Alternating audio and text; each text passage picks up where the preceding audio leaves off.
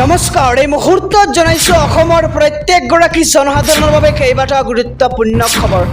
আজি হৈছে 9 মাৰ্চ। আজিৰ দিনটোতে অসমৰ লগতে ভাৰতবৰ্ষৰ বিভিন্ন প্ৰান্তৰ পৰা কেইবাটাও গুৰুত্বপূৰ্ণ খবৰ যুগুত কৰা হৈছে। এই মুহূৰ্তত জনাইছোঁ আজিৰ প্ৰথমটো খবৰেই ৰাজ্যবাসীৰ বাবে এটা ডাঙৰ খবৰ। ৰন্ধন গেছক লৈ বৃহৎ ঘোষণা প্ৰধানমন্ত্ৰী নৰেন্দ্ৰ মোদীৰ। প্ৰতিটো চিলিণ্ডাৰত পাব 300 টকা ৰেহাই। ৰেচন কাৰ্ডৰ লগতে উজ্জ্বলা আঁচনি থকা লোকে লাভ কৰিব এই আঁচনিৰ সুবিধা আৰু কোটি কোটি লোকৰ বাবে কেন্দ্ৰীয় চৰকাৰৰ এই বৃহৎ ঘোষণা। আৰু 2025 চনলৈকে প্ৰতিটো চিলিণ্ডাৰত ৰেহাই পাব আপুনি 300 টকা। আৰু 31 মাৰ্চ 2025লৈকে এই ঘোষণা মোদী চৰকাৰৰ। আৰু ৰন্ধন গেছক লৈ বৃহৎ ঘোষণা কৰিছে এইবাৰ প্ৰধানমন্ত্ৰী নৰেন্দ্ৰ মোদীয়ে। প্ৰতিটো চিলিণ্ডাৰত পাব আপুনি 300 টকাৰ এক বিশেষ ৰেহাই আৰু ৰেচন কাৰ্ডৰ লগতে উজ্জ্বলা আঁচনি থকা লোকে লাভ কৰিব এই আঁচনিৰ সুবিধা। এই মুহূৰ্তত জনাইছোঁ আজিৰ 2 নম্বৰ খবৰটো। প্ৰধানমন্ত্ৰীৰ অসম ভ্ৰমণৰ দিনাই কলিয়াবৰত বিৰোধীৰ প্ৰতিবাদ।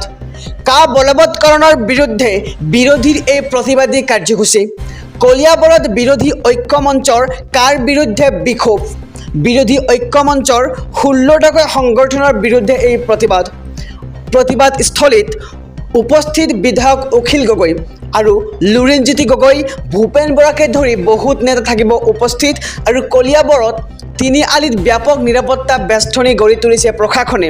আৰু প্ৰধানমন্ত্ৰীৰ অসম ভ্ৰমণৰ দিনাই কলিয়াবৰত কা বিৰোধী প্ৰতিবাদ আৰু কা বলবৎকৰণৰ বিৰুদ্ধে বিৰোধীৰ এই প্ৰতিবাদী কাৰ্যসূচী। এই মুহূৰ্তত জনাইছোঁ আজিৰ 3 নম্বৰ খবৰটো।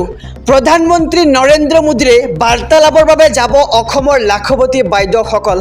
20গৰাকী লাখপতি বাইদেউ নিৰ্বাচিত এই অনুষ্ঠানৰ বাবে। 11 মাৰ্চত প্ৰধানমন্ত্ৰীয়ে মত বিনিময় কৰিব নিৰ্বাচিত একাংশ মহিলাৰে। আৰু এই অনুষ্ঠানৰ বাবে নিৰ্বাচিত হৈছে অসমৰ 20গৰাকী লাখপতি বাইদেউ। ক্ষুদ্ৰ উদ্যোগ, বয়নশিল্প, কৃষি কৰ্মৰে স্বাৱলম্বী এই 20গৰাকী মহিলা। আৰু কোনোৱে খুলিছে হাঁহ কুকুৰাৰ ফাৰ্ম, কোনোৱে কৰিছে মৎস্য উৎপাদন আৰু জৈৱিক কৃষিকৰ্ম, বেকাৰী খাদ্য সংশোধনৰেও স্বাৱলম্বী কেইবাগৰাকী মহিলা। আৰু অসম চৰকাৰে দিল্লীলৈ লৈ যাব এই 20গৰাকী লাখপতি বাইদেউক। আৰু বঙাইগাঁৱৰ অঞ্জনা বৰ্মন, বৰপেটাৰ কল্পনা বৰ্মন, ধেমাজিৰ মুনমী হলৱা নিৰ্বাচিত হৈছে। লগতে নিৰ্বাচিত ধুবুৰীৰ জ্যোৎস্না পাল, গোৱালপাৰাৰ সুননয়া কৰ আৰু চন্দ্ৰপুৰৰ তুলিকা গগৈ, স্বৰ্গয়াৰী, কোকৰাঝাৰৰ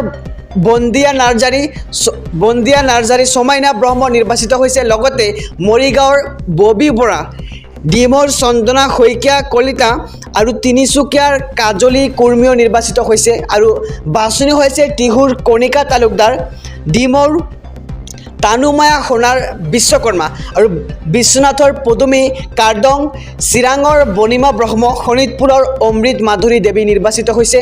আৰু নিৰ্বাচিত ছয়দুৱাৰৰ ৰীণা বৰুৱা, ৰাণীৰ অনুপমা ঠাকুৰীয়া আৰু জাজিকোনাৰ কুইন চলিহা ডেকা। আৰু প্ৰধানমন্ত্ৰীৰ বাৰ্তালাপৰ বাবে যাব অসমৰ এই লাখপতি বাইদেউসকল। আহিছোঁ পৰৱৰ্তী খবৰৰ মাজলৈ। কোটি কোটি লোকৰ বাবে ডাঙৰ খবৰ। দেশত কমিল ৰন্ধন গেছৰ মূল্য। একেলগে 100 টকা পৰ্যন্ত দাম কমিছে ৰন্ধন গেছৰ। আৰু নাৰী আৰু গৃহিণীৰ প্ৰতি সন্মান জনাই এই সিদ্ধান্ত গ্ৰহণ কৰিছে অসম চৰকাৰে। আৰু কোন জিলাত ৰন্ধন গেছৰ কিমান দাম প্ৰকাশ পাইছে নতুন তালিকা আমি সবিশেষ জনাম। যে দাম হ্ৰাস হোৱাৰ পিছত এইবাৰ প্ৰকাশ পালে নতুন তালিকা। বাক্সাত 851.50 টকা। আৰু অসম চৰকাৰে প্ৰকাশ কৰিছে প্ৰতিখন জিলাৰ বাবে নতুন তালিকা আমি সবিশেষ জনাই গৈছোঁ যে কোন জিলাত কিমান দাম বৰ্তমান ৰন্ধন গেছৰ। আৰু বৰপেটাত 845 টকা বৰ্তমান। আৰু বিশ্বনাথত 868.50 টকা।